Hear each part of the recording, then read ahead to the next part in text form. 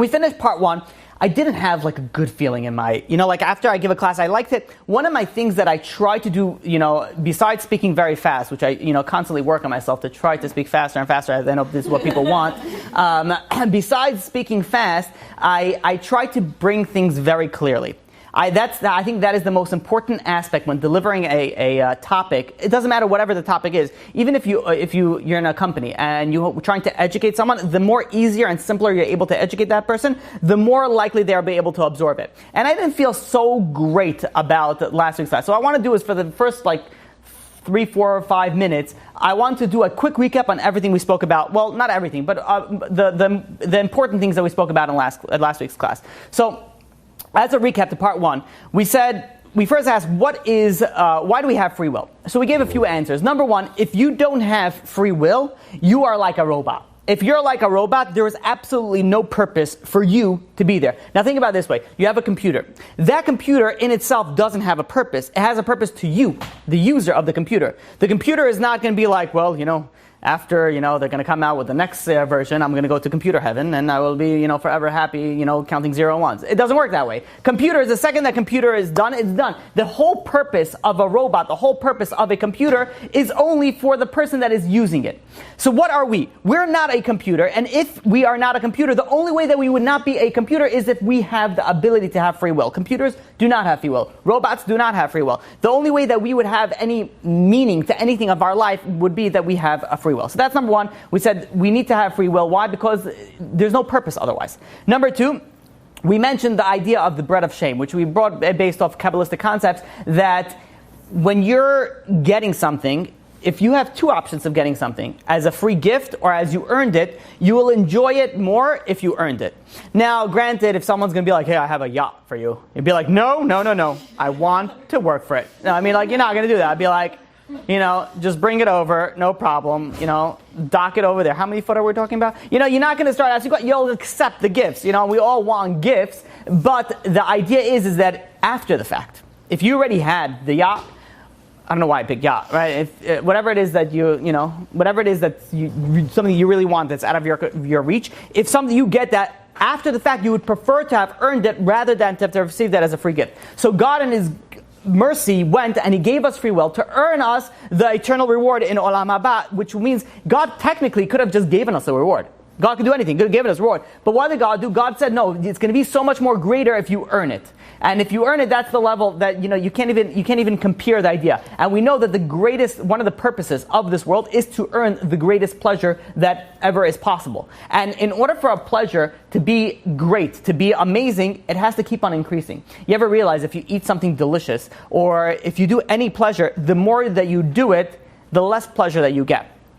Which is something very interesting. You think, okay, you love, eating steak.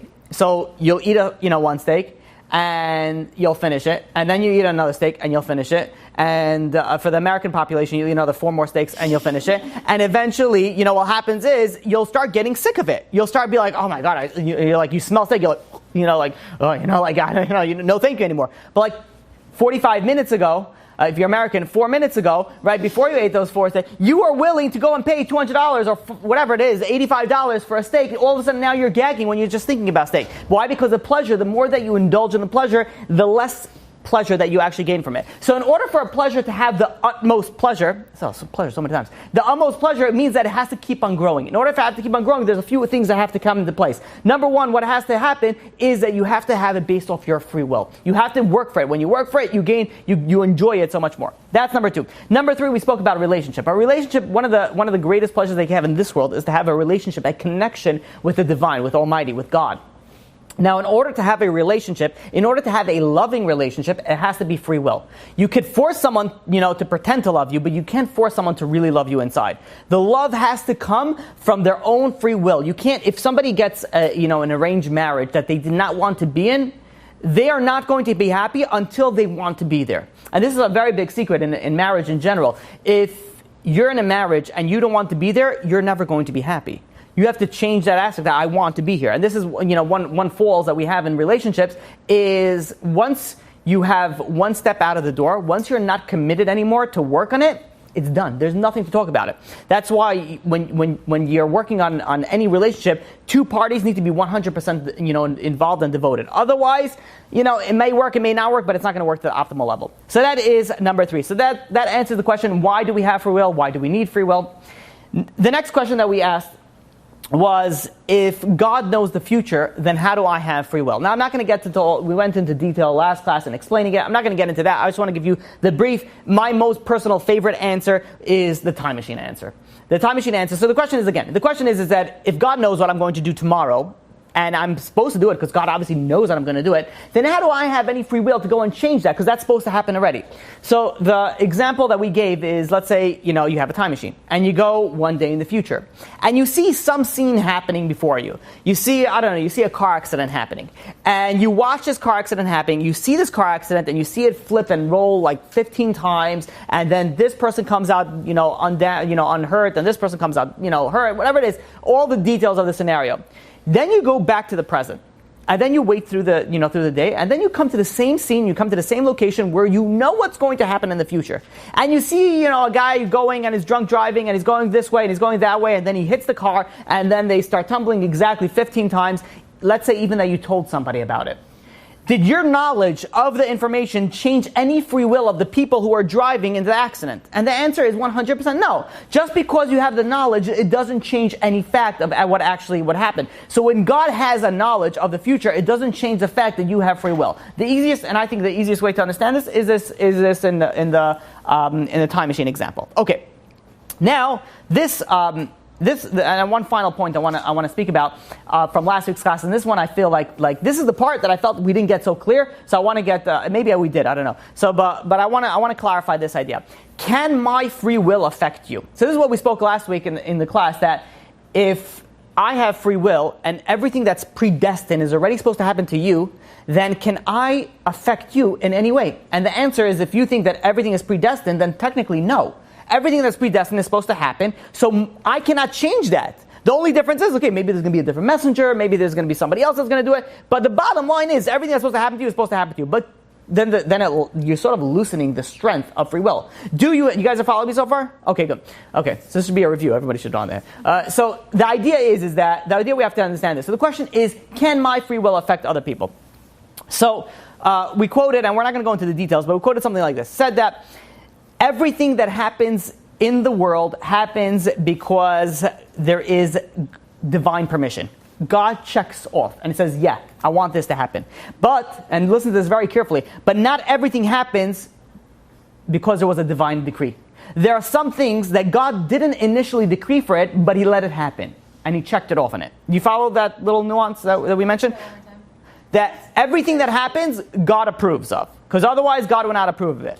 But not everything that happens was an original divine decree. Meaning, you are able to manipulate, you are able to change something that was not originally in the script. I guess that's the scariest thing of free will. Yeah, that's how powerful it is. But let's explain that a little bit. First, we gave off a proof. We gave a proof in Shmuel Beit, in chapter 24, verse 14, where it says that King David was nervous. He says, I don't want to fall against man, I rather fall against God. I rather God, and the commentators that go there and interpret it, that if there is a choice of a tragedy happening, it's better to have a famine than a war. Why? Because God is in charge of the famine, but war, there's human will involved. But the obvious question is, if everything is predestined, if everything is predetermined, if nothing can happen to a person, only if God decrees it, then what's the difference if God does it or if a human does it? It makes absolutely no difference. If everything that's supposed to happen to you is supposed to happen to you, then what does it make a difference? Let a God do it, let a human do it. But yeah, what does King David say is in Shmuel Beit over there? He says no, because God can have mercy. But still, the question is, but I understand. If everything is predestined, then it shouldn't make a difference. What's the difference, God or not? So Reb Chaim Kanievsky goes and he writes like this. And he goes like this, and I want to quote for you. A person cannot be killed without a heavenly decree, but against human free will, one needs more merit to be saved. Which means is that everything that happens, there is a checked off that it should have happened. But if there's human free will involved, if you are the subject of that free will, which means somebody else did something to you, and that was someone else's free will, you need more merit to be saved from that than, let's say, something from a non-free will, entity to happen. And let's explain the way that we explained the Orchat Tzadikim, also the same concept. The Orchat Tzadikim in Sha'al Simcha goes and it says like this, and I'm going to quote it. It goes and he says like this: remember that no benefit or damage ever occurs from people without the Creator's permission. This does not mean that we cannot affect each other. It simply means we cannot affect each other without God's permission. So we see over here is something very important. Number one, everything that's supposed to happen to you is supposed to happen to you. But there is an element of free will that can change something. Now again, it was supposed to happen to you, but it didn't necessarily need to happen to you. If you had the sufficient merit, it would have necessarily had to happen to you. Now, I don't want you to delve on this too much, because you'll go down a rabbit hole, and then you'll start pulling out here and be like, what does life mean? Am I real? You're going to go, but the concept is very, very important. Very, very important to understand is that both things are at 100%. You have free will at 100%. In most scenarios. We'll speak about that. That's what today we're going to speak about. And everything that's supposed to happen to you, you have emunah and bitachon, that if it happened to you, it was a decreed, yes, 100% as well. Is that clear so far? Okay. Just say yes, even if, whatever, doesn't matter. Yeah, sure, yeah. Okay. You're not getting tested on this, Maybe after 120. I don't know if we're going to go over that, but then, is it, if something, goes wrong, or you make a mistake, so it's technically not a mistake? You make a so this is where you have such a big difference in the way that people how interpret emunah. So let's say, and I think this is what you're asking. Let's say someone does a sin, and what do they say? Be like, okay, God must have wanted me to do this sin. Is that what you're going at? No, really. Okay. I mean, making a mistake. I made the wrong choice. Not oh, you mean like that? I made So. the wrong decision. I worked in the wrong place. So if you made the decision from a logical perspective, based on technically, so the answer can go really both ways. Technically, yes. First of all, it was checked off that you should, that messed up. And I'll give you an example. Yeah, let me give you an example. It's easier to understand with an example. A man and a woman fall in love and they get married. Really, the Torah way is really, well, it's not the Torah. The real way is a man and a woman get married and then they fall in love. But whatever it is, let's say they get married together, a man and a woman. And then, unfortunately, it doesn't go so well. It's kind of rocky. So one of them starts thinking, maybe I made a mistake. Maybe I shouldn't have married her. And what all of a sudden happens, or maybe I shouldn't marry him. What all of a sudden happens? All the previous relationship comes up. Be like, who would have been a much better husband? Everybody else except for him. You start concentrating, calculating everything else. Maybe I made a wrong mistake. That is not a correct way to look at life. That is not a correct way to do it, because you're living in the past, you're not living in the present. If you're living in the past, you're never going to be able to move forward. The idea is that you are where you are. If God allowed it to happen, that means God checked it off, that it should have happened. Now, granted, you're in a sticky situation right now. What you need to do is be able to focus and get out of that situation right now. And it's very hard to say and think that when you are in the situation. It's easier to say when you're out of the situation. And a lot of things, and in fact, 99% of things are much easier said than done. But the idea still stands is that if something happened and that God checked it off and it was supposed to happen. Granted, did it happen because you messed up? Possibly. Yeah, you have free will that you can mess up. You can make a bad choice and end up in a very, very terrible situation for a long time. But it doesn't mean that you can't fix it.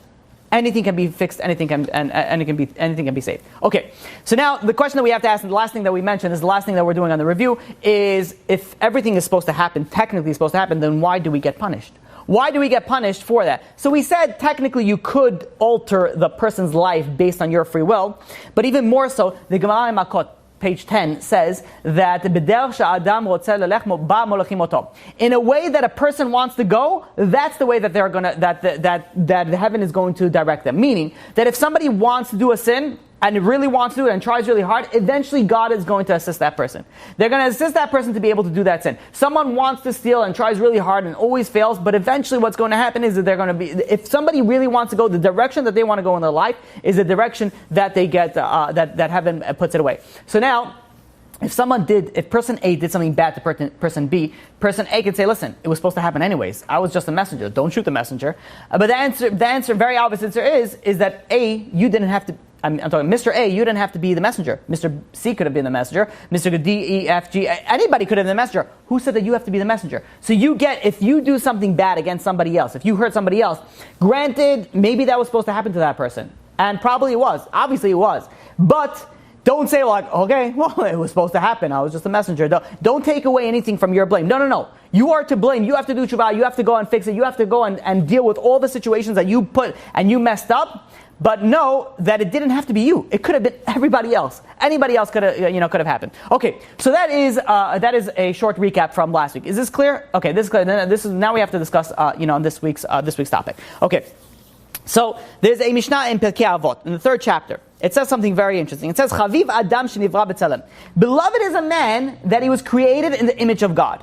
And then it says furthermore, Chiba Yitera, even a greater love, a greater show of love, Nodat lo shenivra b'tzelem, that it was known to him that human was created in God's image. First of all, we have to understand is God doesn't have an image.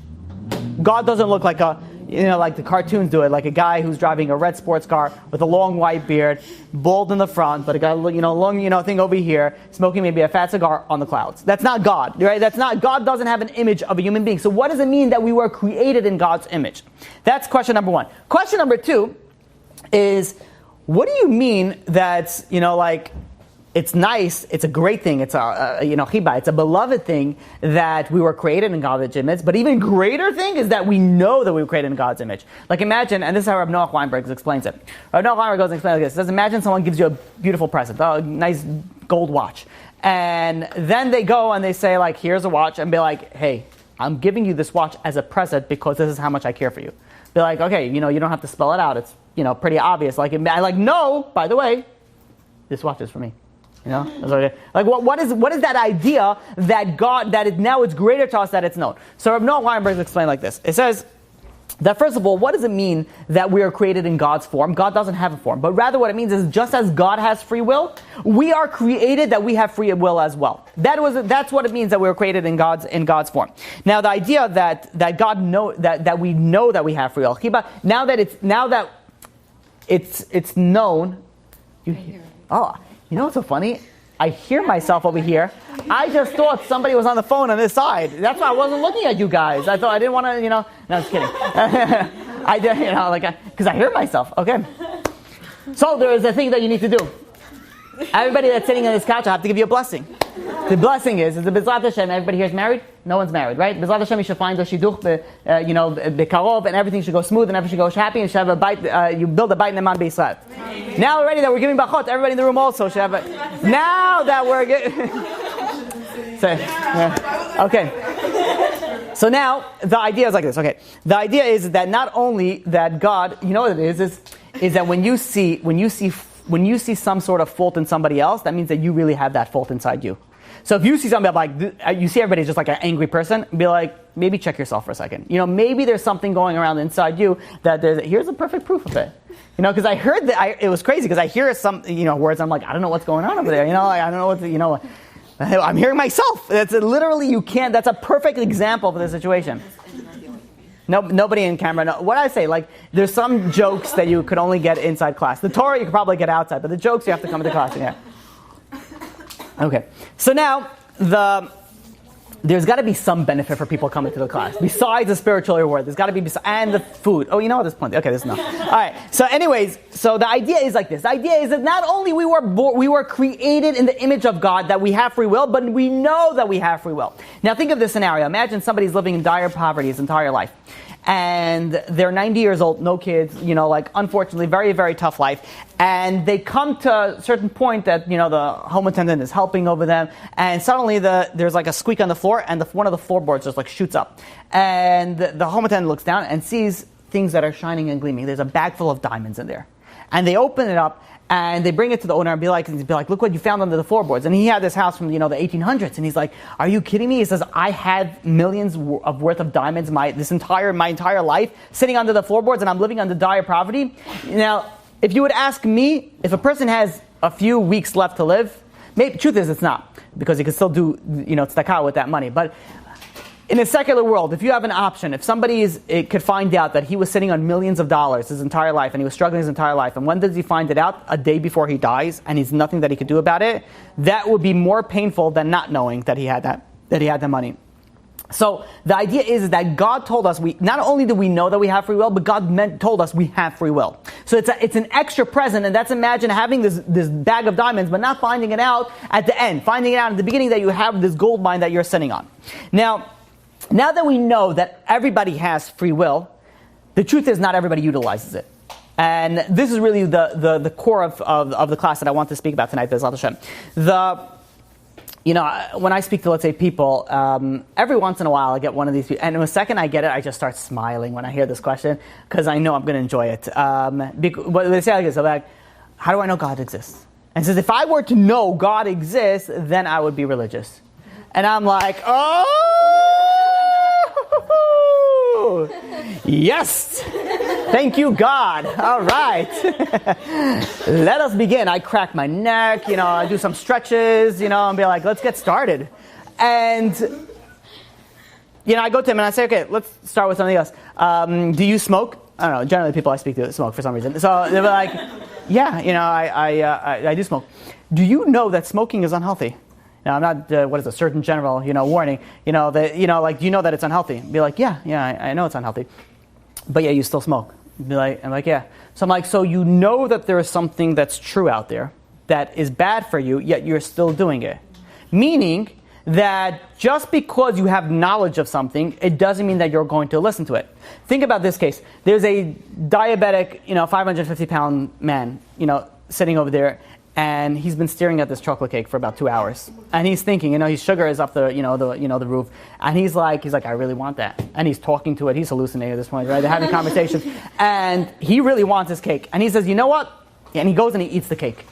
Now, did he know that it was bad for him? 100% he knew it was bad for him. Then how come? So let's break it down like this. You have two wills. Do it or not do it. It's as simple as that. There's no middle ground. Let me smell it. Let me inhale it. There's no generally there's not, in the normal sense, there's no. I mean, if you ever walk into someone's house and they're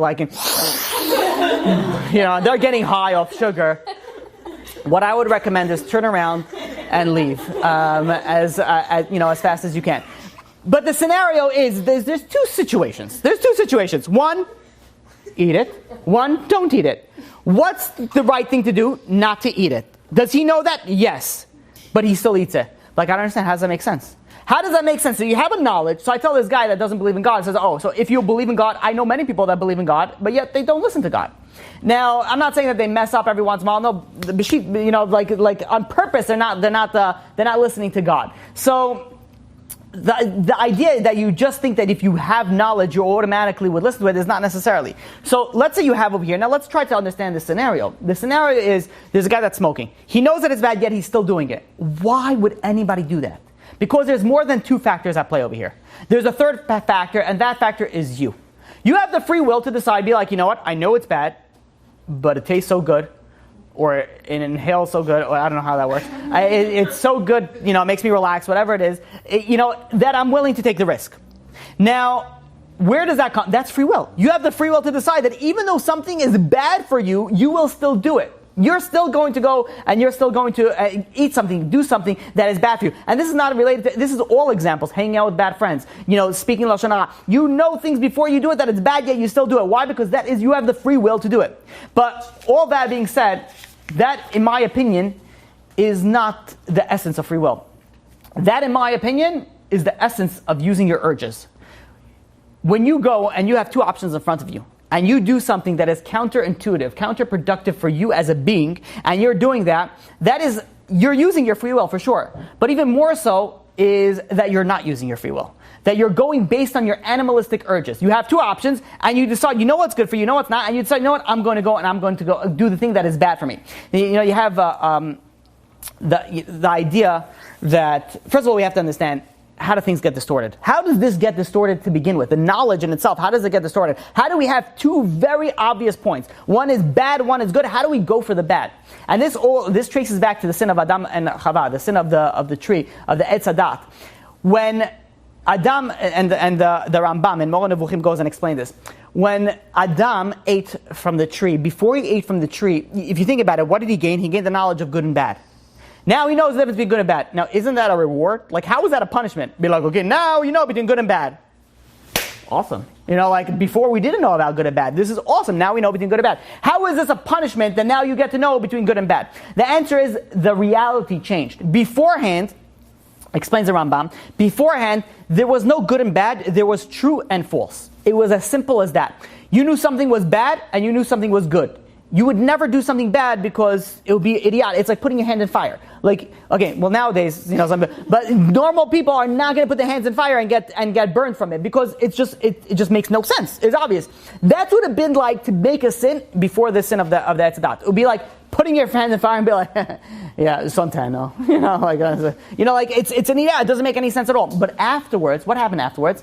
Afterwards, it changed from true and false to good and bad. Meaning that now, beforehand, there was no argument. You knew what was good and you knew what was bad. Afterwards, you'd be like, okay, I know it's good and I know it's bad, but the bad feels kind of good.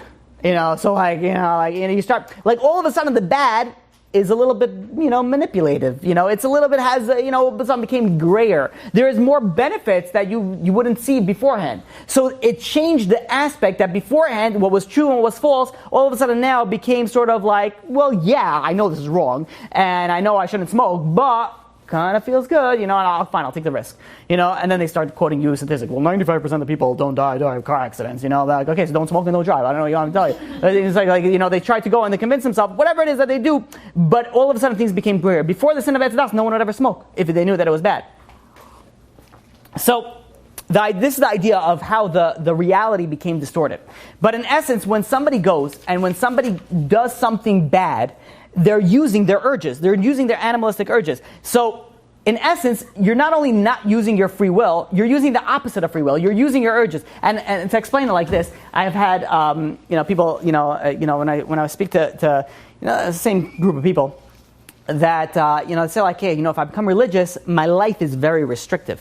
I can't do this on Shabbat. I can't eat this. I can't hang out with this, gender. I can't do it. A whole list of things that I'm not supposed to be doing. It says here, I am more free. I'm able to do whatever I want. And the truth is that it's not necessarily. That's not true. When you're going and when you're doing whatever you want, you're not doing whatever you want. You're doing whatever your urges and your animalistic desires wants. You're not in essence having your be like, okay, now I'm free. Just the opposite. When you're not listening to the Torah, that's when you're not free. You're not. What does the Torah do? The Torah gives you the ability. You know what the ultimate use of free will is? It's to say no to something that you want. That is free will. That is, something is bad.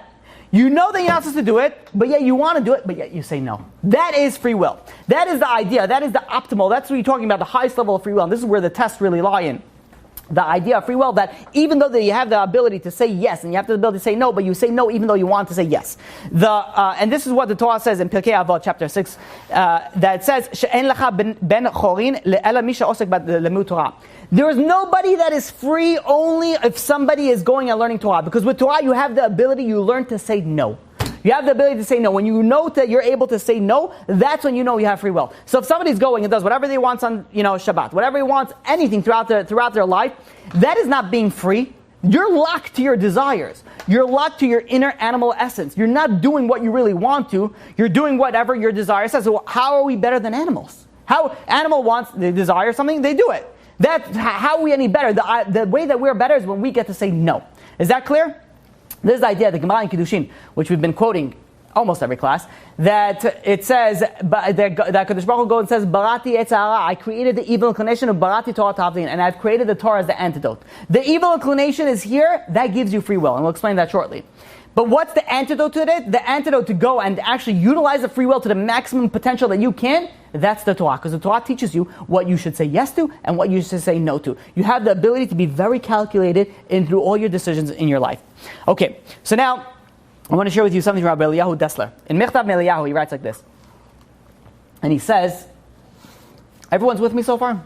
These classes are philosophical, so I don't know. I mean, the truth is, the past 4 months we've been philosophical. So, okay. So you have here, you see these two papers? These are two armies, right? Two sides. Let's use my hands, right, so everybody can see. These are two armies. And think about an olden day battle. In an olden day battle where it was hand-to-hand combat, the battle took place in one location. It was where these two groups met. That's where the battle happened. Now, everything on this side belonged to this person's property. Everything to this side belonged to this person's property. There was no fighting over here, and there was no fighting over here. There was fighting right over here. Does that make sense? Okay, whoever is listening on audio, good luck. So you're fighting right over here in this particular area. this is where the battle is, and now let's say this person, this group of army, whatever, beats them and fights it over here. So now this territory they're conquered already, but this territory they're not fighting anymore. It's over. Like, it's ours. We won. Now we're fighting over here. Granted, you can move back and forth, but once you beat a certain area of war, you move on to the next. You're not fighting at that previous war. Says Rav Dessler, the same thing works in free will. The way that it works in free will is that you have free will in a particular point. Everything that you do has a point of free will. And that's where you're fighting with it. When you beat that, and we'll explain what that means, you're no longer fighting that. You have a new free will, but it's different. And what's that? So let me explain this. This idea. The majority of choices that we do in our life is not based off pure 100% free will. We just do it without thinking. Think about it this way. It could be because of the way that you are educated. Also, some people are educated. I'll give you an example of lashon hara versus murder. You go and you ask, 99% of the people, be like, would you murder somebody? Be like, absolutely not. And you can't ask somebody, would you listen to Lashon Hara? But be like, hey, listen, hey, you want to have a Lashon Hara meeting? I guess, some people would be like, be right there, I don't know, what's the BTWRTRVUXYZ, whatever it is, BRB? Okay, so whatever it is, you'll be like, the idea is that it's something very interesting. Nobody would commit murder, but people will still listen to evil inclination. They're both sins. Obviously, they're very, we're not talking about the same level. We're not comparing those two. But how is it that one is okay, or okay, I really shouldn't do it. Okay, but tell me, I'm not going to believe it. But just tell me anyways. I'm not in a college. No, come on, tell me. You're not. Whatever it is, you're still going to go and you're still going to listen to it. You're still doing it, as opposed to one thing you're not going to do. The idea is that the way that we're brought up, the society. It's not only Judaism. It's society. Society is murder is very bad according to everybody, unless you're German. Whatever. Did we just take our right turn? I'm talking about Nazis. Okay, so then it's not. Just move back. It's like you guys never come to class anymore. Like you don't know, you don't anticipate this happening. Okay, so that's true also. Okay, so but you know that the Nazis did not see killing Jews as murder. It wasn't a bad thing. It was it was a cleaning process. It was So. Like I'm not like something that's shocking and be like, what? Really? The Germans? Were they? But I never knew. So the idea is that when you have this one point where it's a sin, but yet you're doing it, another point where it's a sin, but yet you're not doing it, it's based on your Rabbi Akiva Tatz calls it the Bechira point, your free will point. Wherever your free will point is, that's where you have the fight. So for some person, the free will be to keep Shabbat or not to keep Shabbat. That's going to be where the free will, that's where the battle is, right over there. For somebody else, it's not going to be that. It's going to be to learn on Shabbat or not to learn on Shabbat. I'll give you even a better example. For some person, let's say a woman, modesty would not mean being fully modest. It means everything is covered. Everything is covered, that's considered modest. For somebody else, it's like everything's not covered and everything's tight. Now, both is a modesty test, but for each person, the test point is in a different level. Because for the person that is already well advanced in the modesty stage and they already know what they need to do, they're not in the same point of free will in that essence as somebody who's just beginning in Judaism. Does that make sense? Are you guys with me so far? Okay, that's good. It's not the same challenge. Thank you very much. So, you're saying it's not really free will. If somebody else had dressed as modest as they always did. It's always free will, but the actual free will. It's below Exactly. For some, that's the way that I explain people. Let's say for them keeping Shabbat, they're like, okay, for you to keep Shabbat and me to keep Shabbat, I love Shabbat, and I wait for it all the week, and I can't wait to shut off my phone. I can't wait to to get rid of it. For me, it's enjoyable. I love it, and it's easy. For you, it's going to be very difficult to do it because you never kept it before, and it's very your whole family doesn't keep it. So the free will is different. The free will still stands over there, but the battle is in a different place. Okay, all right. So now this is the idea. That we said in Pirkei Avot in the fourth chapter, that mitzvah goraret mitzvah and avera goraret avera. What does that mean? It means that a good deed drags another good deed along with it, and a bad deed drags another bad deed with it. And the idea is like this: that when you do a good deed, let's flip it over. It's easier to do it in a bad deed. If you do something bad, the Chachamim tell us when you do something bad the first time, you know that you did something bad. You do bad the second time, maybe like okay, by the third time, it's already permitted for you. Sometimes when you go 5, 10 times, it's already mitzvah. You're already switch it. Now, what is the idea that all of a sudden becomes permitted to you? The idea is that the first time you do it, your free will is right over here. And this, let's say that my right hand is the good inclination, my left hand is the evil inclination, right? And the battle is right over here. Should I do it? Should I not do it? And then I decide, you know what? I'm going to do this sin. And then, all of a sudden it moves over here. I got into technically it goes this way, right? It goes, the evil inclination is beating into the good inclination's, battleground. And the more that I do it, the more that I push the battle over here. Now it's no more even a test if I'm going to do it or not. It's the level of the test that I'm going to do it. Now that is a very, very deep concept to, so just listen to it in a superficial level. When you do something good, you're moving your free will point. You're moving your bechira point. So when you're doing something good, the more often, so what's the easiest example? Someone who keeps Shabbat. The first time is very difficult. The 1,000th time, it's very easy. All of a sudden, so now you're moving. Does that make sense? That you're moving the place. Okay, good. So but now we have to speak about liability. So if it's based on your own choices that the bechira point moved on, so someone could be, okay, fine, listen, I did many sins. Now I'm over here. I'm so bad into it that, okay, what can I do? I don't have free will anymore. Like, no. You're still responsible for everything that you put yourself into because you put yourself into that situation. So even though that you're not on you don't have the same test that you had 5 years ago before you start smoking crack, but now all that is all your fault because you started it. It's all based on and I'll get you in a second. All that is still on you. So the idea is that if it's your fault that you moved your free will point, you're still responsible for everything, even though you don't have the same free will as you had before. Now, of course, you have the same free will, but it's in a different position of where you had it. Is that clear? Are you guys okay with that? Yeah, I feel that's harder to push it. It's exactly. You're used to it. Exactly.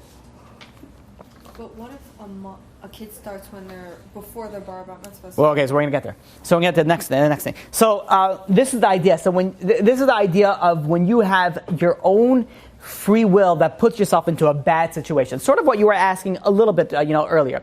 This all happens if you're liable, if you put yourself in the situation. There's something known as a tinok shenishba. It's a captured child. Let's say a baby.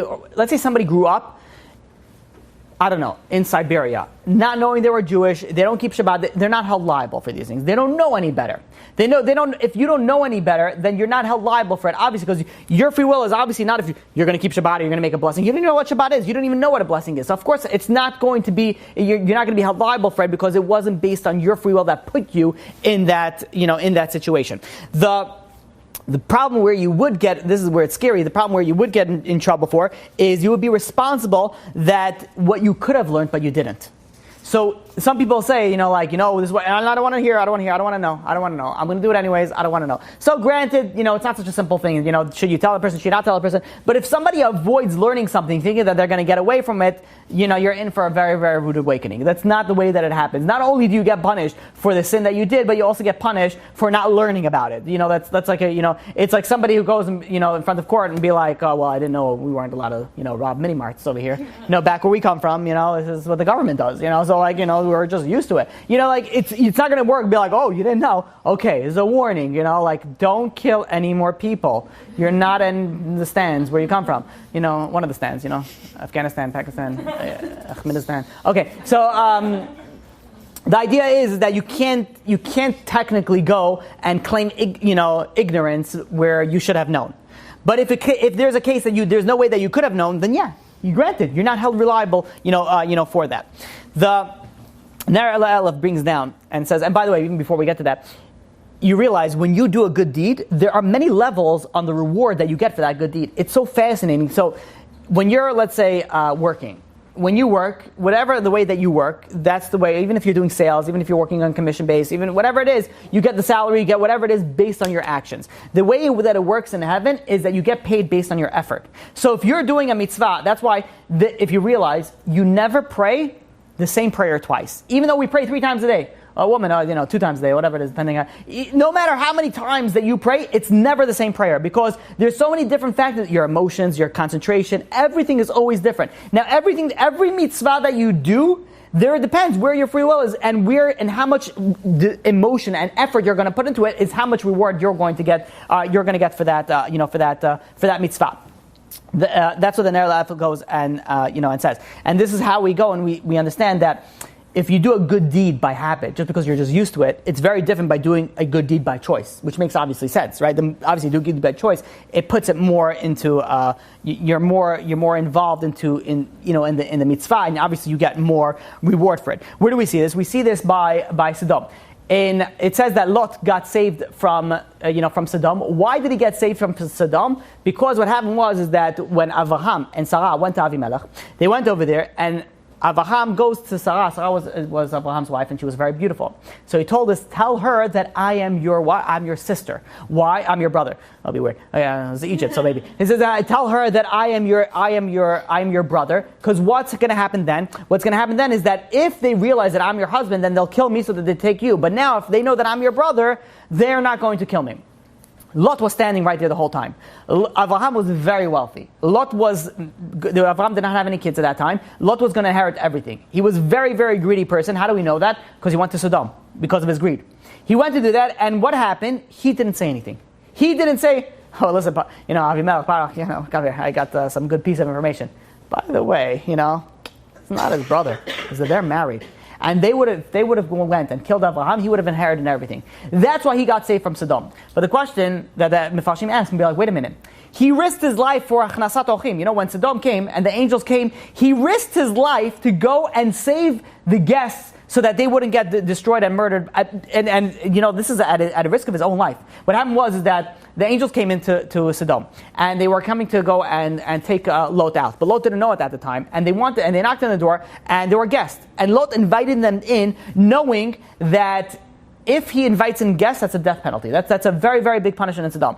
So he went something. So when you look at the two scenarios, you see over here, one scenario, he risked his life, which is obviously much greater. Another scenario, he risked a lot of money.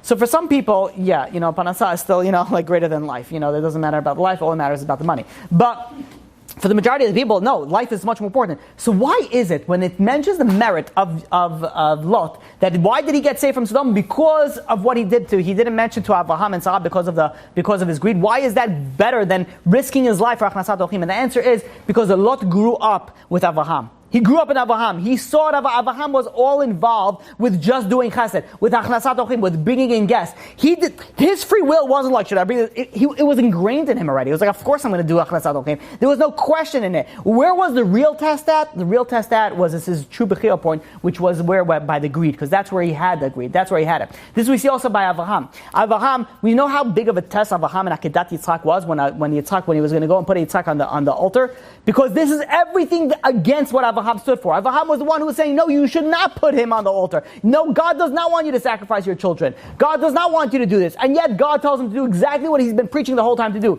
This is the ultimate level of test that Avraham could have. And that's where the test is. That's where you get the bechira. That's where you get the free will as well. The idea of this is that even though we have, tests in our life, and we have free will in our life, many things that we do, do not have, and this is the scary part. Many things that we do, we don't even use. We don't even use, the free will. Think of this as a scenario. When I was reading this is from Noach Weinberg. I was reading this. I'm like, whoa, this is so true. You're driving in a car, right? And every time you make really major decisions when you're driving in a car. Should I merge? Should I look? How fast should I go? There's so many. But yet, sometimes we're driving in a car, and we get to the destination, and we don't even realize how we got there. We're like completely oblivious to the road. We we don't remember passing anything. I'm like, you just made life and death choices without even thinking about that. Isn't that crazy? That we do all these things. Like, look how important free will is, and then so many things that we do in our life, we don't utilize this free will. And not only, the scary thing is not only we don't utilize it, it comes into effect that it affects other people. You realize that, especially, for example, I'll use the Gorski community. The Gorski community, there was a big movement of people keeping Shabbat. Now, how did that start? It started with one or two guys starting to keep Shabbat. And I'm speaking of I don't know about the girl situation, but I know the guy situation was, that's what I'm dealing with for a long time. The guy situation, it started with one or two people keeping Shabbat. And what happened is that they started inviting their friends over. So they used their free will to keep Shabbat, and then they started inviting their friends, and then they started making meals in the synagogue, and they used to hang out in the synagogue. So eventually, what 2 people started keeping Shabbat, all of a sudden 50 people started keeping Shabbat, and then, goes on to their siblings, and so on, and the family members, and so on, and so on, and so forth. This all started by 2 people utilizing their free will. Which means is when you utilize your free will, you're not only changing your life, you're altering everybody around you. And if you realize, if you want to know a person, this is especially true when in the teenage years of a child, you look at that person about the groups that they're hanging out with. I think that it's more important. The education, very important, but I think ultimately what defines a child when they're growing up is who they hang around with. The way that the groups is, and you have that, and I've noticed that, because growing up, I noticed that different groups, and you had groups that became more religious. Why? Because 1 or 2 people became more religious, and everybody else just like, okay, this is what we're doing. We're going to learn Sundays, so yeah, let's just go learn Sundays. And you had another group of people that, okay, so we're doing marijuana on Sundays, so okay, let's do marijuana on Sundays. And it's so funny how things happen. It's so comical when you look at it from the outside perspective, how you have 1 or 2 people generally change a group, and that's what generally it happens, especially if it's a tight-knit group. So all of a sudden, you have, and this is the idea that the power that you have to go and bring people, let's say, to Torah classes. When you come into Torah class, you could go and invite other people. Now, when you're inviting other people, your free will to come all of a sudden is now affecting other people that are coming into the classes as well. And that affects other people and other people, and it goes on. So your free will, it's crazy. It doesn't only affect you. You'll be like, okay, my life. No, it's not your life. It affects everybody around you. Whether you like it or not, we're very much interconnected to each other. Everybody's interconnected to each other, especially to the close of group of either friends, families, coworkers. We're very, very much affect each other. The idea is that even though you have the education that does play a role in this. So if you have a child and you decide public school or yeshiva, obviously that's going to affect that child's free will also. That's going to affect your free will of deciding to put it there. It's going to affect what that child's going to decide. You put a child in public school, eventually the child's going to decide, heroin or cocaine or whatever. Okay, I'm exaggerating. But, you're putting a child in a yeshiva, you put your child in a yeshiva, they're not going to go and they're not going to start, the test of their life is not going to be the same test as a public school kid's test. I've dealt with kids in public school, and say, how difficult it is, especially nowadays, for a boy to go into high school and watch his eyes. Are you kidding me? How do people, they undress to go to school? They don't. Doesn't work. It used to be you used to get dressed to go to school. Now they undress to go to school, and you expect, okay, what? My daughter is pregnant before you sent her with Julio and Pablo, and Christopher over there, in PS 99. What do you think that's going to happen? They're just going to hold hands and they're going to say, they're just going to sing songs together around the campfire? Teenagers. Yeah, what are they going to do? Right? No, of course, you're putting a child in a situation. Of course, it's going to affect that situation. Now, granted, does it not happen in the yeshiva? No, of course not. It happens. It can happen anywhere. But you're playing with the free will of not only yourself, but now your children also, and anybody that is affected, around you. And this is the idea that the way that we get judged is the same idea. We get judged. The Rambam says like this. He says that the Rambam in Hilchot Shuvah, in the 5th chapter, goes and it says that everybody can be as righteous as Moshe Rabbeinu. How is that possible? How can we be as righteous as Moshe Rabbeinu? It means that we can. It's not like we're going to be Moshe Rabbeinu. Some people think that. Somebody sent me a video this week. It was actually an audio, but it was in a video format.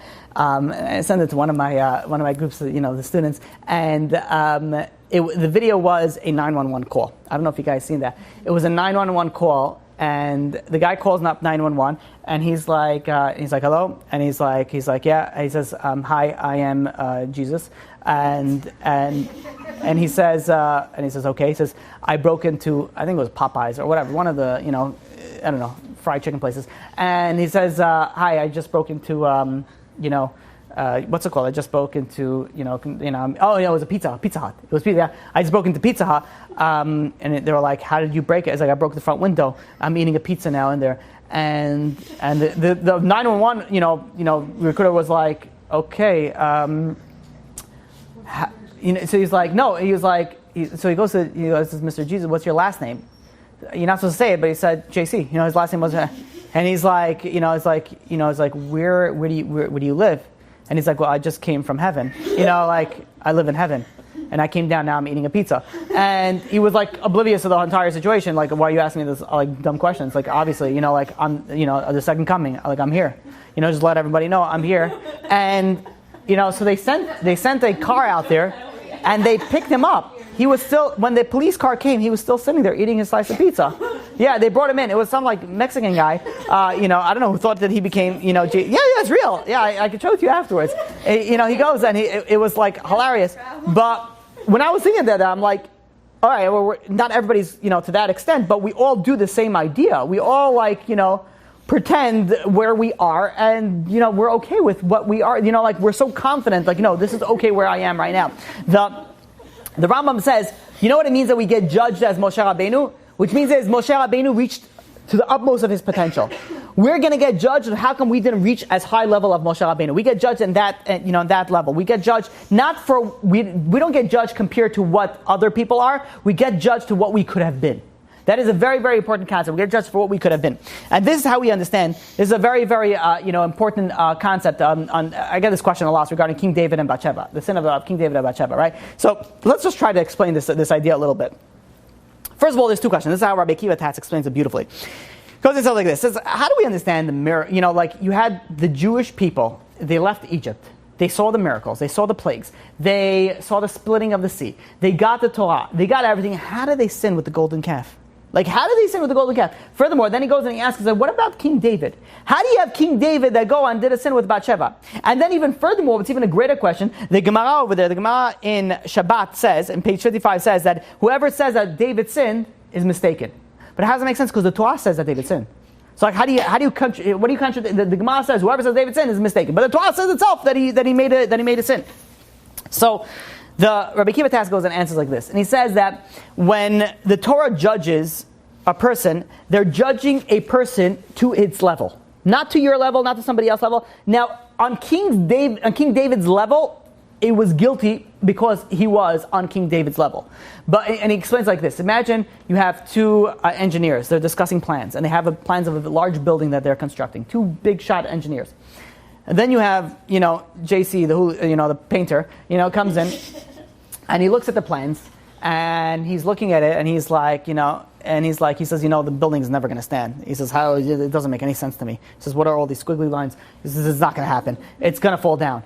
And a short while later, the building falls down.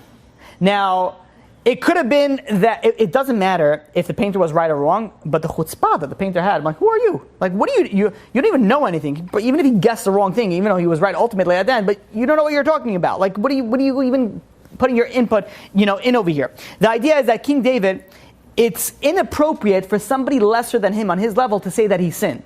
But for the Torah, it is to say that he sinned. Now, why is that? Now, if you understand, if you read the sin of King David, if you realize what the sin was, you don't really understand what it was. Because what happened was, King David, sent Uriah. Uriah was Bathsheba's husband. He sent him to battle. And the way that it worked was, before any Jew back then, in that time, went into battle, they gave a get. They gave a bill of divorce to their wife before they left the battle.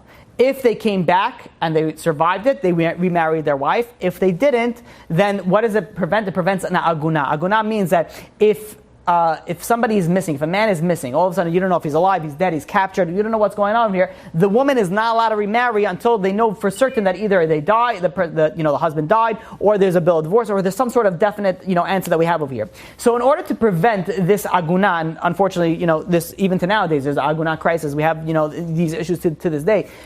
To prevent that, before they went to war, they gave a bill of divorce. So Bathsheba, when King David took her, she was a divorced woman. She was not a married woman at that time. And in fact, even though that Uriah went to the front lines, and King David put him in the front lines, the reason why he put him in the front lines because he disobeyed a direct order from King David. Now that's capital offense for disobeying a direct order. Now he had to go and die. Now instead of dying as a criminal, King David said, let's put him in the front lines and let him die as a hero, as a warrior, as a in the army, as opposed to as a criminal. So he did, out of his kindness, King David put him in the front lines, and that's why he went and he eventually died. So the question is, so what was King David's sin? She was not a married woman. He not only was divorced, he was not alive anymore. Where was the actual sin? And in fact, the commentators, it's so hard to decide what the sin was that the commentators are not even sure what the sin is. They're arguing, maybe this was sin, maybe this was a sin. They're not even sure what the sin was. So, indeed, it was a sin, but not for us to say. Before he died or after? So he took it even though the first time he took her before he died, and then he married her after he died. But it doesn't matter. She was not a married woman. Happened to be the law. I don't want to get into details. The first child passed away. He wasn't that, and then the second child. You know who came from the second child? Shlomo Melech. King Solomon came from that union. Mashiach came from that union. Now, even though it was a sin. But the chutzpah for anybody to say that it was a sin. It wasn't a sin. Like, we don't even know what the sin was. The sin, you know what the sin was? On King David's level, that was a sin. Because his free will was a lot higher than anybody else. So the chutzpah is from one person to say that it wasn't sin. That's what the Gemara on Shabbat means. Yeah. I'm saying if Mashiach came from this woman, then obviously she was meant to be with King David. So how would it have not been a sin? Because either way, I'm saying unless he married her before So married, like how would it have worked out in a way that it shouldn't have been even a sin. So first of all, the idea is that first of all, King David saw in prophecy that he was meant to be with her. King David was a prophet, so that makes the question even harder. Did he see how he was going to be with her in the prophecy? Well, obviously, that I wouldn't know. But the idea is that even though, okay, fine, I didn't want to get too much into this, but let's. Oh, I didn't realize how late it was. Usual announcement, leave, whatever, blah, blah, blah. Okay, if you want. So, King David, what happened was that there was the prophet came over to him, and after he did this, he went and he said this scenario to King David to judge this case. The case is like this: there was a very wealthy person, and there was a very poor person. You're familiar with this, okay? So let's go through it very fast. So the wealthy person had many sheep, many cattle. The not wealthy person had one sheep, one sheep, okay? And the wealthy person decided he wanted to make a feast. And instead of taking from his own cattle, he steals somebody else's cattle. So then he goes and he says, and the judge goes to King David and says, "What's the judgment for that?" He says, "But how could someone do that? How could someone do that? He has so much, and then he went and he took from somebody else who has nothing." He says, the worst punishment to do it. So he said, "King David, this is referring to you." He says, "Why did you have to go and take somebody who was meant to be with somebody else?" He says, "You have so many options. You're the king. You could have anything." So from then on, he went and he was, from that day on to the rest of his life, he was doing tshuva for the sin. But what was the sin? What was the sin? What was the sin? That single woman, she was again. What was the sin? In maybe we could say in his eyes is that the way as a king he shouldn't have done it that way. It shouldn't have been that way. 100% that this man was going to die. So then we go to the free will. Was it destined for him to die? Was it not destined for him to die? It was his punishment. Yeah. It was his punishment, right? It was his punishment also for disobeying a direct order. The bottom line is that in essence it was a sin, but we cannot say like, yeah, of course it was a sin. We're not on the level to even start to criticize. Who are you to criticize King David? You're not even on the level of that. If anybody else was that, it's not a sin because everything was technically halachically kosher. But for on King David's level, because on his level, that it was a sin. Not necessarily is it kosher. Is it like feeling in a lower? Mahadran, right? Yeah, it's Mahadran, yeah. To begin with, Hashem did this whole thing that Uriah will marry Bathsheba because of what David did with Goliath, right? So really, like the free will, he didn't really have a free will because Hashem punished him, and that's why Uriah married Bathsheba. But then he just decided to change, whatever Hashem decided. So maybe the truth is this story we could give a whole class just on the story, because also how King David found him and he shot the arrow and then this and giving you the lessons of the test. There's so much that we could speak about this story, and you're right. But let's just leave it for now because otherwise we're never going to get through this. Maybe B'ezrat Hashem one day we'll do story of King David's life. I think that's very fascinating. Okay, but in any case this is the same way that you do the generation of let's say the Dordea, the generation that did the sin of the golden calf. How did they do the sin of the golden calf? They had all these things going for them. How did they do it? Now, let's take one example. They complained from water. They were traveling in the desert and they complained from water. You're like, look at these complainers. They don't stop complaining. If you read the scenario is that they were traveling for 3 days without water. They had women and children that they had to make sure that they have enough water. 3 days without water, that's dangerous level. They didn't say anything for 3 days. Finally, after 3 days, they said, okay, can we have some water?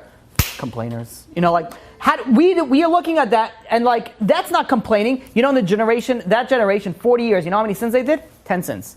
40 years, 10 sins that generation did. They were on an extremely high level. But because they're on an extremely high level, they're judged according to their potential, according to their free will. That's where their free will was. That's the way that the Torah judges it. So when the Torah, the Gemara in Shabbat says, we cannot criticize, whoever says that King David's sin is only mistaken, yeah, of course, because who are you to start saying it? The Torah judges a person based on their own potential. We don't know that. We cannot start judging it. We don't know that David sinned. And technically, when you're looking at it straight out, David didn't sin. And even when you look at the golden calf, when you look at the golden calf, they said that when they mentioned the golden calf, they said Elokecha. Elokecha, that's not divine essence. That's not God's divine essence. Elokecha is the way that God connects to this world, the way that God manages this world. They weren't trying to replace God. They were trying to replace Moshe Rabbeinu.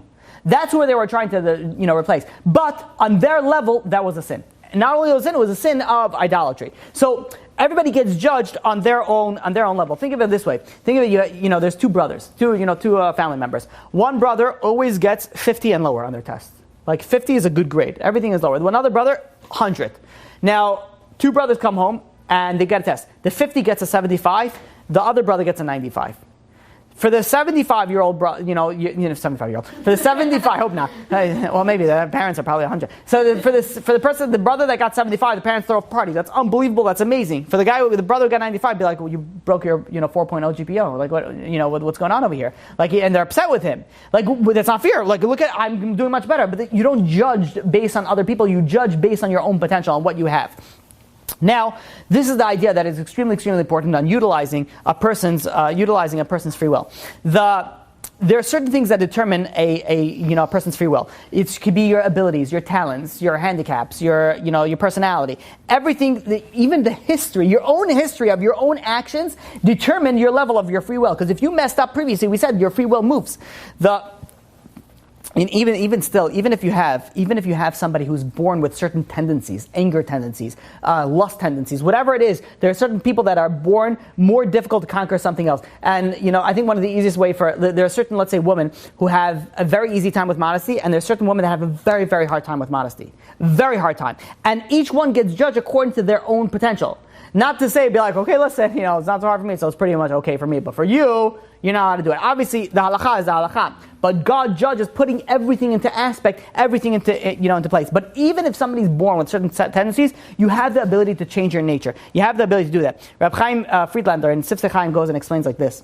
And he says, unfortunately, what we do is if, let's say, we mess up, we're not in the spiritual level that we need to be, we start blaming other people. Okay, if I grew up in a house like this, then I would have been like that. Okay, if I had friends, then I would, we're good, then I would be. We start blaming everybody else but ourselves. He says that is very incorrect. You have no one to blame other than yourselves. For your spirituality is dependent solely on you, not on everybody else that's around you. Granted, they have an effect on you, and you should circle yourself around good people. But at the end of the day, you are responsible for yourself.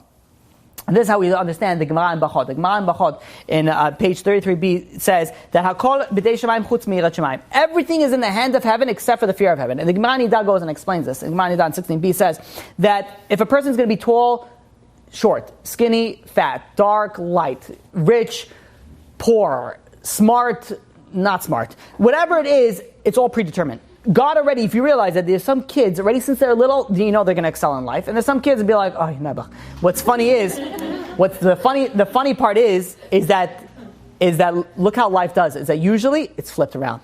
The people that you don't think are going to go anywhere are the ones that are employing the ones that got 4.0 GPAs. They didn't go to college, but they somehow opened up a business, and then they hired the person, from Harvard, and they, that worked hard and had potexia and got into all the things that they need to get to, and they pulled all the strings. They end up working for the guy who was like, butterfly, like in the class. So go figure. Why? Because the idea is that everything's predetermined. How much money you're going to make, everything is predetermined already beforehand. What is Hakol b'dei Shemayim chutz mi'irat Shemayim? Everything's predetermined. The difference is that how spiritual you're going to be, how righteous you're going to be. That depends on you. What's your level of fear of heaven that's going to be? Now on Rosh Hashanah, God decides how much money we're going to make that year. You have the free will. Are you going to make it legally, or are you going to make it illegally? It's up to you. You can do that, and then you make the money. What are you going to use it for? That's your free will. You're going to give it to charity. You're going to donate. You're going to buy another Lamborghini. Whatever it is that you're going to, I'm sorry. You're going to buy another Chanel bag. Whatever it is. I think it's men. I don't know anything else that's expensive. I'm sorry. I know two things. I know Chanel and Hermes. And I don't know how to pronounce Hermes or whatever it is. So Chanel, I know how to pronounce. So every time I always bring up Chanel. Louis Vuitton. Louis Vuitton also. I guess I knew that one. But isn't Chanel like on a different level? Oh, that's right? Okay. I don't know. I don't know. No. No? I just know they're all fancy. That's it. They're all Okay. short. Whatever it is. Whatever it is. What, it's like expensive bags? Yeah, these are expensive bags. Or whatever it is, an expensive company. So, yeah, if you want to spend, let's say, I don't know, I know like Chanel bags are like $5,000, $15,000, what is it? no, like $200. It's handbag. No, Chanel is only a couple $100. The real ones? Where are you buying your stuff? Depends on the size. Oh, whatever it is. Depends if it's alligator leather Yeah, exactly. from Africa. You know, you're just paying for those 2 C's or whatever they make it. That's what you're paying for. I don't know how to pronounce it either, but I think it's like It's Hermes. It's a Hermes. Yeah. Hermes, yeah. The letters are silenced because it's French. You know, we don't like some letters. But we'll put them in there anyways. But you don't pronounce it. You know? You know, and there's like 14 J's in that. I didn't hear one J come out of your mouth. Right? But in any case, okay. And it's also Spanish. You know, like if you ever been to California, you know, anybody here been to California? La Jolla, am I pronouncing it right? La Jolla. How do you spell La Jolla? There's a J in there, right? I am like a foreigner. I'm like one of those people, like the Asians that come with the cameras over here and be like, oh, East 13th Street. Oh, yes. You know, like I come over there and I'm like, what's the direction to La Jolla? And they're like, what? But like I just read English. I'm sorry, I don't incorporate Spanish into my understanding or that. Like the whole silent letters. I didn't didn't really. It's L-A-J-O-L-L-A. Jolla. But it's not silent. It's Spanish. It's Spanish, so it's a yeah. But the problem is we live in America. Okay, so this is if it was in Mexico, fine, do your thing. But this is California. All right, so let J's be J's. Whatever. I'm not going to get into it. One of my pet peeves. Sometimes I'll do a bedafka. What is left? Why is it? Why? Where is it? How is it there? You mean like right? It reminds me. And then we have to get back to this. My brother was taking my brother was taking his driving test. When you go to the DMV, we have to fast the day before. Okay. So you go to the DMV, kaparat avanot over there, and he's sitting over there, and everybody there's a written test to drive. I don't remember this. Well, all right. I am not the same age as you guys. Okay. Okay. Back then we were like computers. What are computers? Computers were like this. And be like, that was good. So the idea that so he was sitting over there taking his test, and someone raises his hand back, and they were like, yes, and they were like, I don't know if anybody's going to get this. They were like, I have a question, professor. I don't know what they call professors. It's like, he's like, what's a red ligget? A red ligget. They legitimately asked the question, what's a red ligget? Ligget is a light. But if you pronounce it, what's a red ligget? So this is, Now you can't ask questions. It's all on the computer. Well, now you can't ask, right? So now it's not like that. Yeah, whatever. Dan the Kaf he was a big, whatever it is, a big righteous man. Also, it doesn't matter to me. But I'm saying, like at first I'll be like, okay, that's pretty funny. But then I'm like, technically he's just reading. He's just reading technically. Where does the K come before? I know. The America is also like English. Okay, fine. No, it's true. Like, Kno stuff. Yeah. So, okay. Anyways, so all right, we'll bash on English a different time. Let's finish with free will. Okay. So, the idea is that everything you have many things that are already predetermined for you. How much money you can make, everything is already predetermined. But how we're going to use it, that depends on you. So, it explains the Ali Shor. It brings up the Gemara. The Gemara in Shabbat, page 156a, goes and says that if someone's born under the influence of Mars, they're going to be more prone to bloodshed. Now, what does that mean? So the Gemara says they could do a few things. They could be either one who becomes a doctor. It could be a robber. I don't know, whatever. It could be a shochet. It could be a mohel. You're prone to this, but you could decide. You want to be a murderer. You want to be somebody who's a mohel, someone who's circumcised. You could be a doctor who lets out blood, or you could be, you could be a robber. You have, even though you have predetermined things, you could utilize it. That depends on your free will. And this is how Rabbi Noach Weinberg goes and explains it. He goes and says something very beautiful. And how this is very important. How do we actually utilize the free will? It says the pasuk in Devarim, chapter 30, verse 19, that it says, "Hachayim ve'amavet natzati lefanecha." I have placed in front of you the death and the life, ubachalta b'chayim, and choose life. That was a very obvious. Like, what's the Torah telling us? Like, I have life and death. Choose life. Like, who chooses death, please, to go? Well, no one. Like, who's choosing death? So Rabbi Noach Weinberg says something very, very interesting. He says, when you look at something at suicide, Rahman al-Tzam, when you look at something at suicide is a motivation to escape. You are escaping reality. And Rabbi Noach Weinberg says that nowadays we are expert time killers. You have what is it? Web surfing, YouTube, just YouTube. You have. It's like you go in a rabbit hole, but you're killing time. You're just not doing anything for a long period of time. In the secular world, there's bar hopping. What? I read a lot about animals. Okay, so you're watching that. Some people watch how people fall, and this is what they enjoy in life. Be like, yes, fall for me. Old lady, fall down the stairs. Oh, yes, my pleasure. Yes, that's hilarious. Thumbs up. Okay, so. There are people after a long day, they veg out. They just sit over there, they just veg out.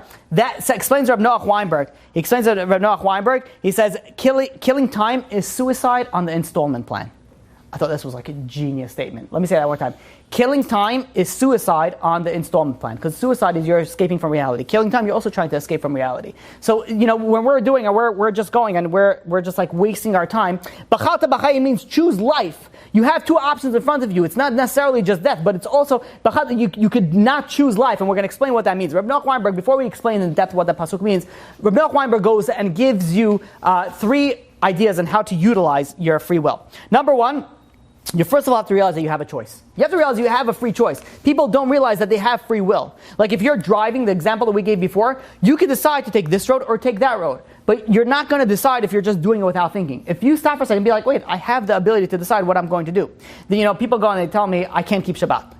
You could. You do have the ability to keep Shabbat, but they convince themselves that it's not even a choice. It's not even an option. There are many people that sell themselves short because they don't think that they can do it. And if they don't think they can do it, that's it. They're done. They already lost.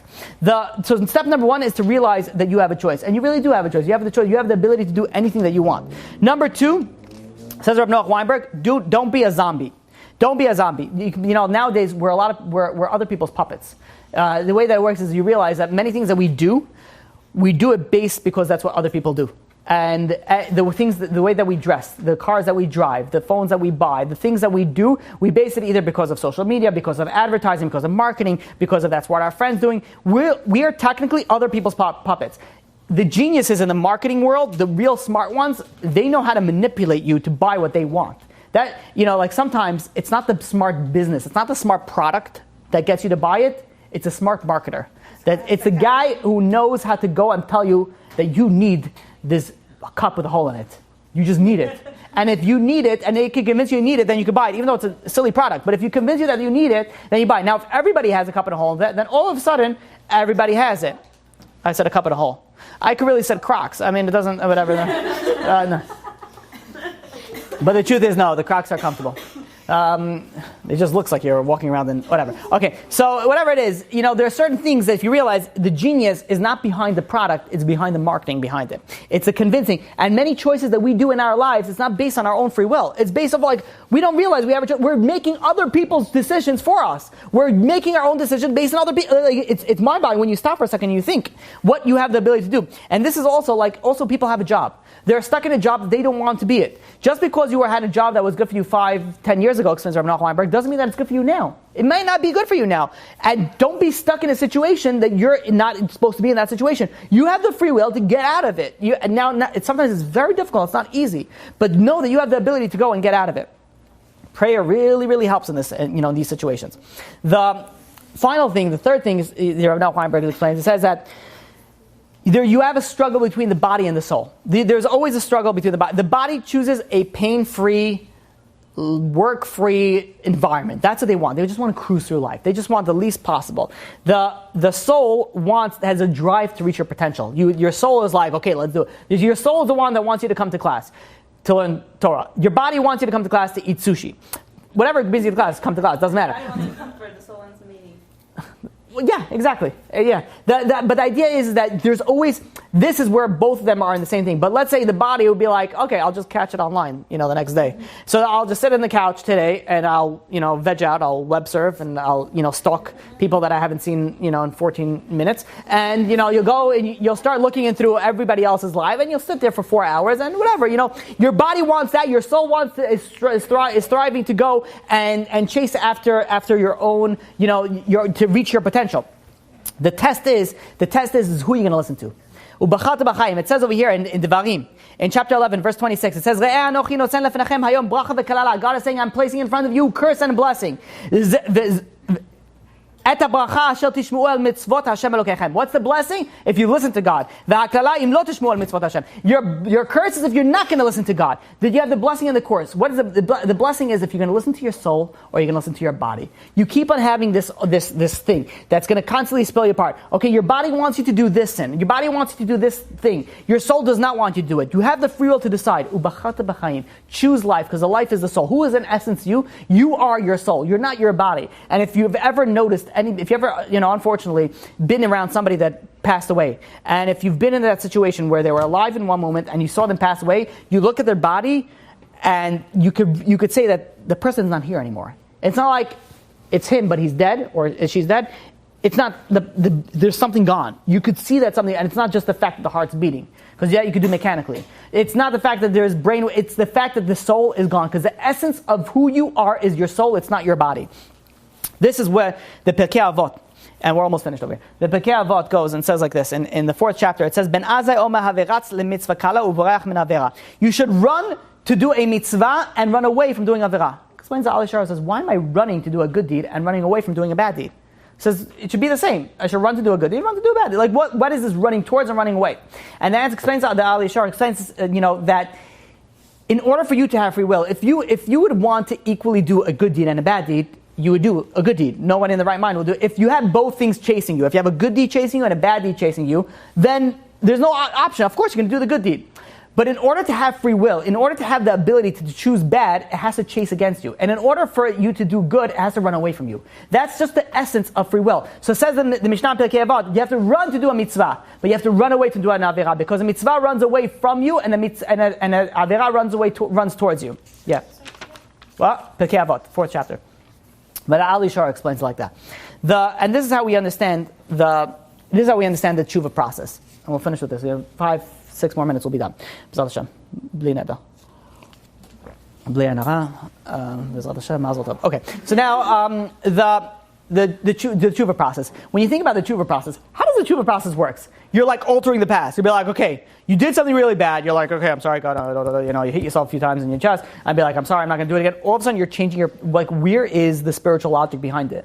Now, Rabbi Akiva Tas explains this, beautifully. He says that, even before we even explain it, the Rambam, where the Rambam speaks about free will? The Rambam has the Yad HaChazaka, he has the Mishnah Torah, he has all the laws of the Torah. Yet, out of all the places, where does he decide to speak about free will? I guess Tshuva. Yeah, very smart. Well, only one person was, I guess. So yeah, Tshuva. He speaks about it in Tshuva. Now the question is, why is the Rambam, Maimonides, out of every mitzvah that you do, and every avirah that you do, is related to free will? Why out of all of them did he decide to put it in the Tshuva section, in the chapters of Tshuva? And the answer is that what happens by tshuva, when you're doing tshuva, you're changing your will. It's the ultimate use of free will. Like, what's the ultimate way of tshuva? It says the Rambam that you're placed in a situation, the same situation that you fell last time, and you don't fall this time. That is the ultimate tshuva, which means is that you messed up, and you did a certain sin. You know how you know you really did tshuva? You found yourself in that same, you found yourself in that same, not you placed it, you found yourself in that same sin, and you don't mess up this time. That's how you know you did the legitimate, the highest level of, of tshuva. The idea is that the tshuva doesn't change the past, like the sin was still there. It changes you. you're not that person anymore. So what we think is, it's not that the sin disappeared, the person disappeared. The person is not there anymore. That's what the Rambam says, you could, to so much extent that you could change your name. You're not the same person anymore. What does that mean? Because when you do tshuva, you won't want to do it anymore. You won't want to do the sin anymore. That's the difference between tshuva out of fear and tshuva out of love. If you do tshuva out of fear, that means that you did tshuva out of fear, which is good. It's still a level, but it's not as high as doing tshuva out of love. When you do tshuva out of fear, meaning that you're fear of punishment. So if there was a way that you could remove the punishment and you could get scot-free the avera, the sin, you would still kind of do it. And so you're still changing your will. You're still not doing it, but it's on a lower level. What is a tshuva out of love? Tshuva out of love means that you know the effect that it will have on your soul. You know that what God told you, and you don't want to go against God. It doesn't matter on what the effect of the sin that's going to be. It doesn't matter if it was be allowed at one point. If God doesn't want to do it, it's a much deeper changing of the will. Do you understand that? If you're doing tshuva out of love, think of it this way. In a relationship, let's say a man is scared of his wife.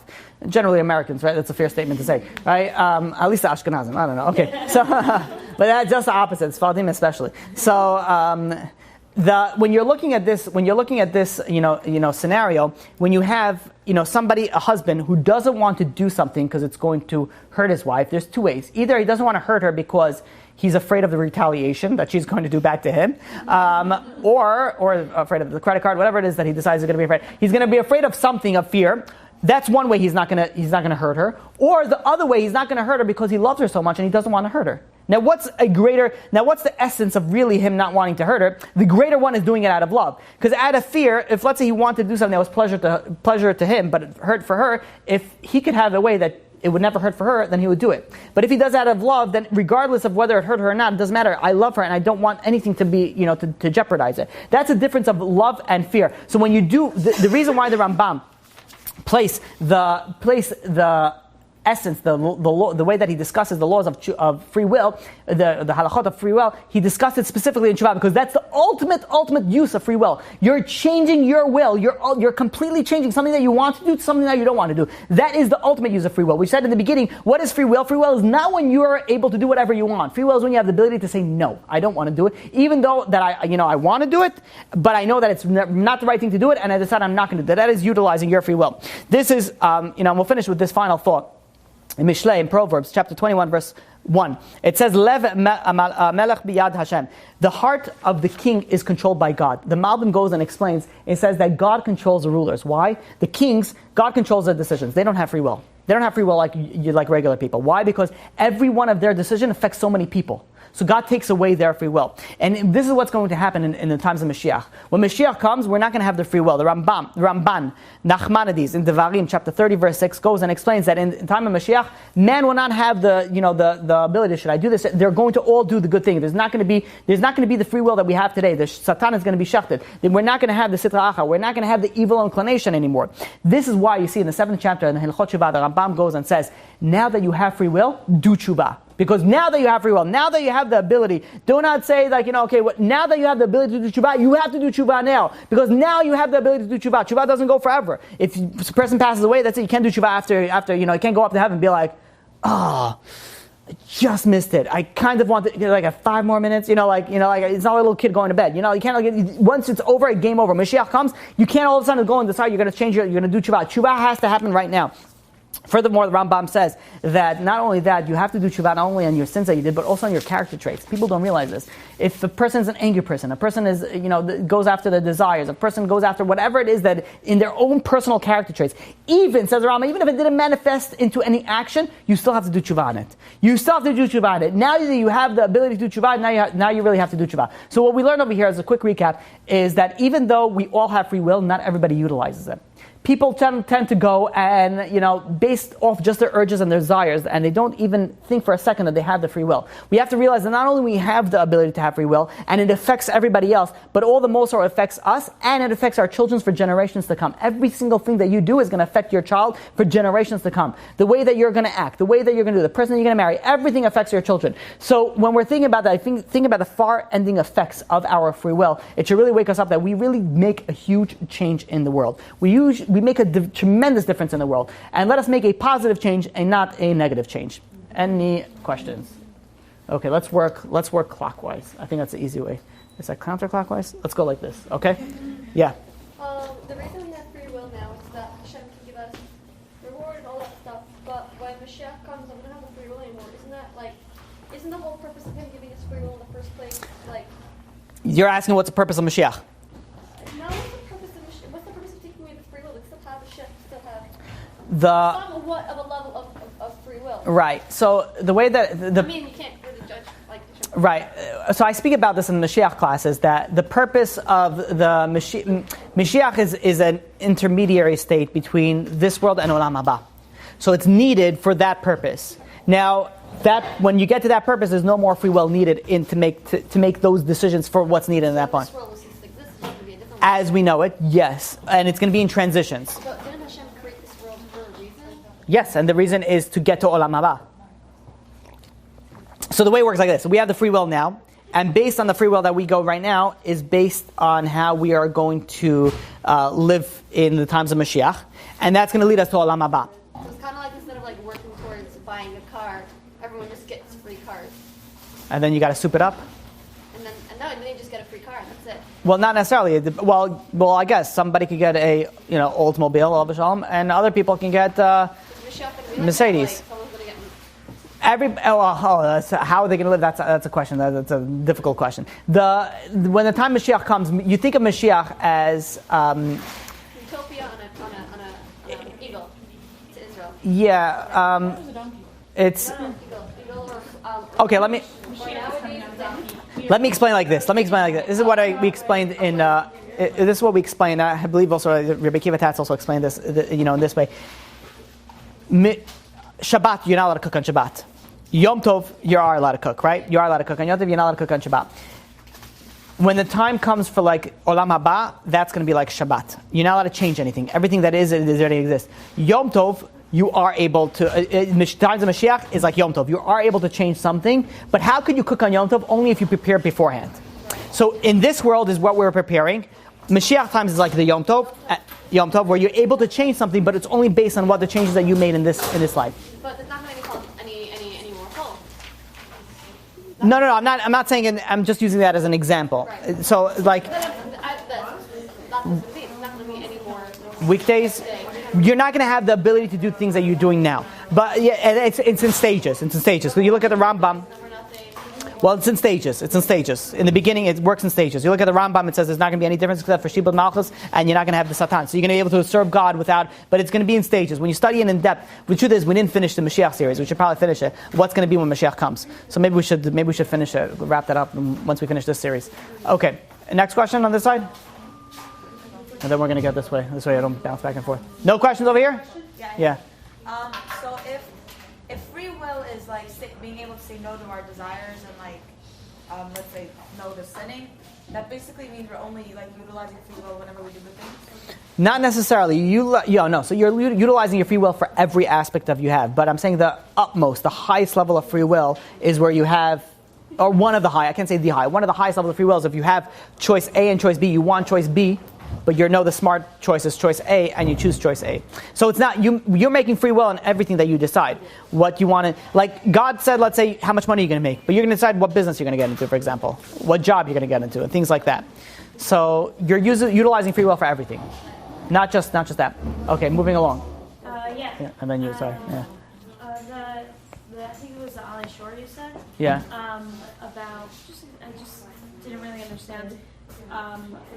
They're running away from why does running away from The sin. sin make it free will?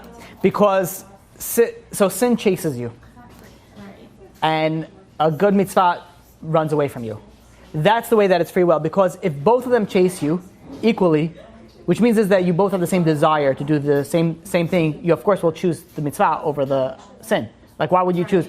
And if they're both running away from you, then you will never do a sin. Like what, you're going to chase after? I mean, some people are very adamant about it, but I'm saying, like generally, you're not going to run after a sin. So in order to make a free will, it has to work in that angle, or like that. So then, it's similar to what you said. You're really only choosing. Like I don't really get that because you're still only because choosing good. Otherwise, you're just following your desires, and your desires are just instinct. And instinct isn't free will.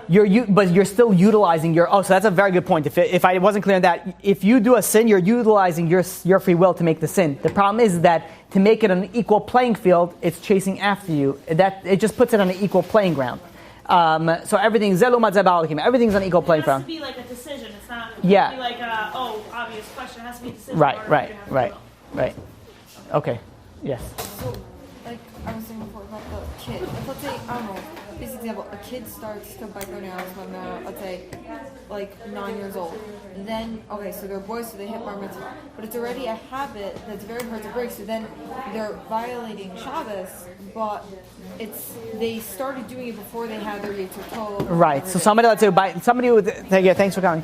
That if somebody started a bad habit even beforehand, they still have the ability. They still have the free will. Granted, they were put in. So yeah. So the free will moved. I'm saying like what level that they're going to hold it. You can pick it up. It's fine. What level it's going to actually count as.